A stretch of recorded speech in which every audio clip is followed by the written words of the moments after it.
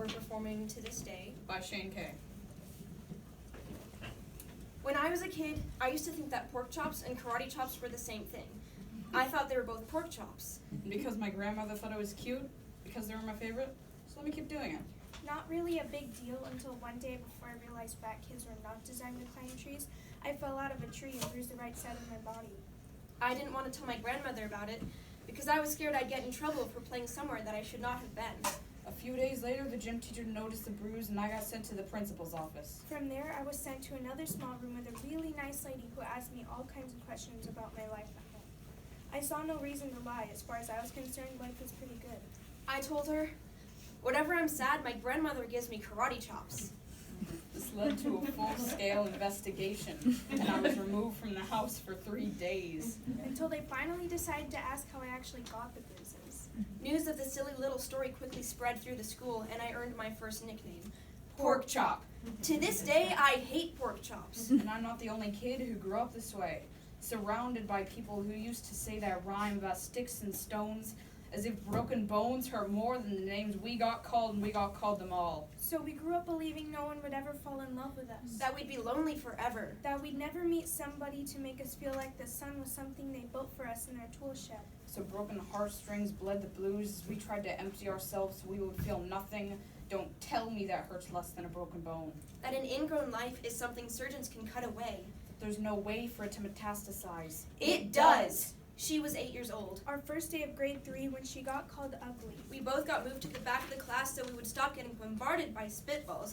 But the school halls were a battleground where we found ourselves outnumbered day after wretched day. We used to stay inside for recess because outside was worse. Outside, we'd have to rehearse running away or learn to stay still like statues, giving no clues that we were there.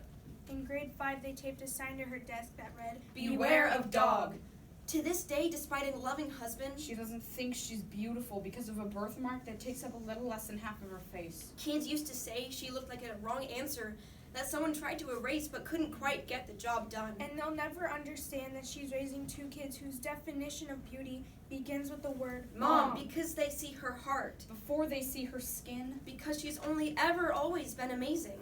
He was a broken branch. Grafted onto a different family tree. adopted.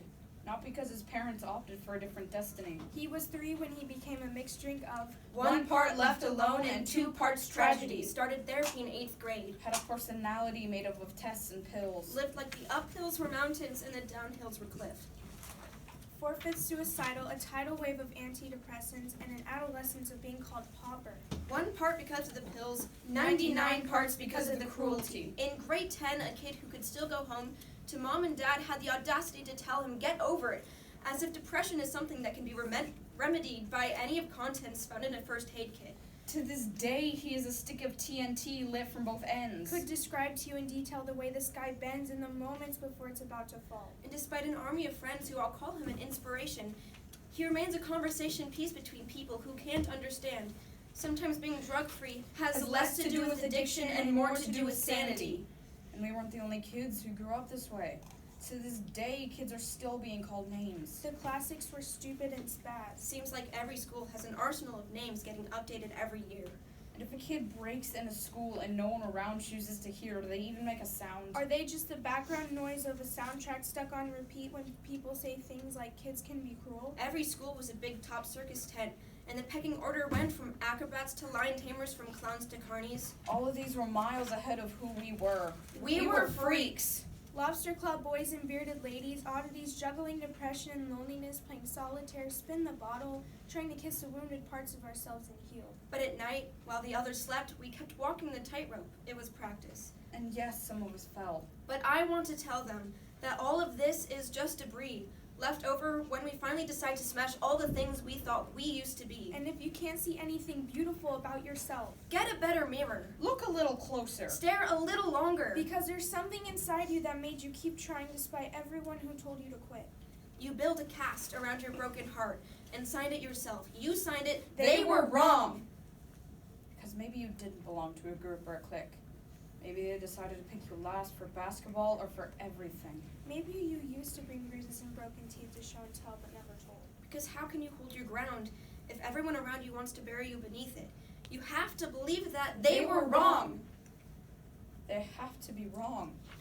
Why else would we still be here? We grew up learning to cheer on the underdog because we see ourselves in them. We stem from a root planted in the belief that we are not what we were called. We are not abandoned cars stalled out and sitting empty on some highway. And if in some way we are, don't worry. We only got out to walk and get gas. We are graduating members from the class of Shut Up, We Made It!